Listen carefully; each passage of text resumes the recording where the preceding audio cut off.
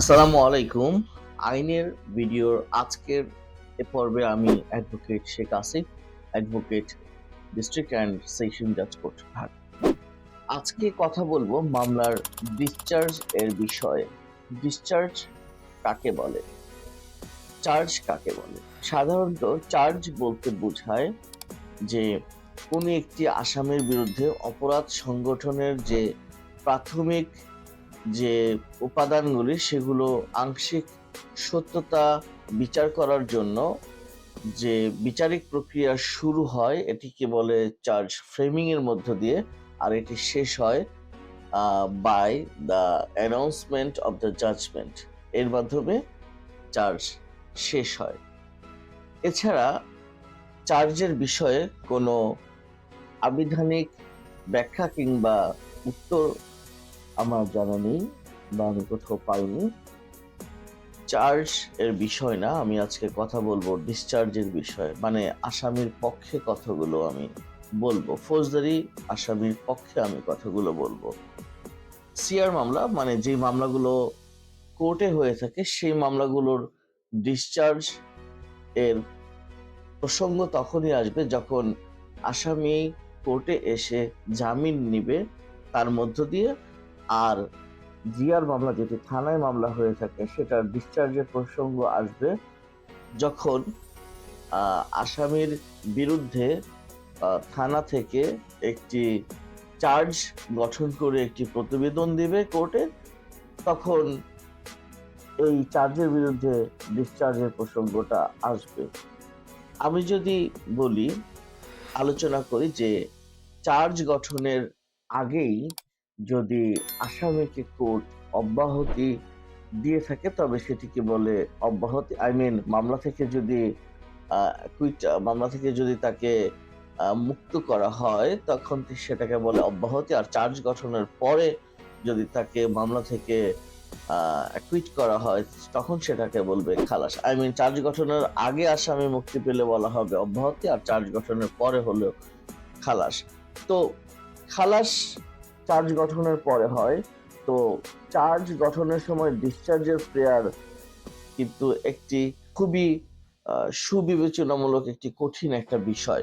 ডিসচার্জের প্রেয়ারে আপনি কিন্তু কখনো বলতে পারবেন না বা আসামি কখনো বলতে পারবে না যে ঘটনাস্থলে আসামি ঘটনার সময় ওই সময় আসামি দেশে ছিল না, মেডিকেলে ভর্তি ছিল, এখানে ছিল না, এরকম কিছু বললে কিন্তু ডিসচার্জের প্রেয়ারে মাধ্যমে আসামি কিন্তু ডিসচার্জ পাবে না।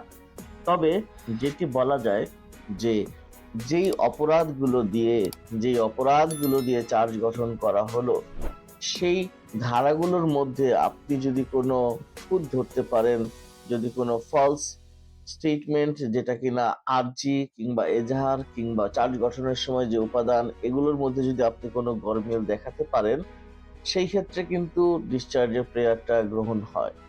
সাধারণত আমাদের চার্জ গঠনটা যদি ম্যাজিস্ট্রেট কোর্টে হয় সেটি শুরু হয় 241-এর 241-এর সি থেকে, 241-এর এ থেকে।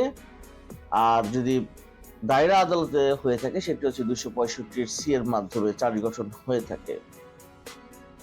তো চার্জ গঠনের সময় দেখা গেল যে 406 ধারা কিংবা 109 ধারা নিয়ে চার্জ গঠন করা হয়েছে।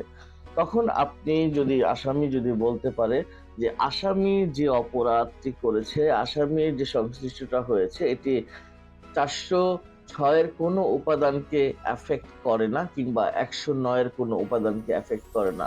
বাট এই ক্ষেত্রে খুব পড়াশোনা দরকার যে কি অপরাধটা করলে 406 এর মধ্যে ঢুকে, কি উপাদান থাকলে 406 এর উপাদান কে হিট করে এবং কি উপাদানগুলো থাকলে আমাদের পেনাল কোডের 109 ধারার যে অপরাধ সেটি হিট করে কিংবা 417 কিংবা 420 কে হিট করে।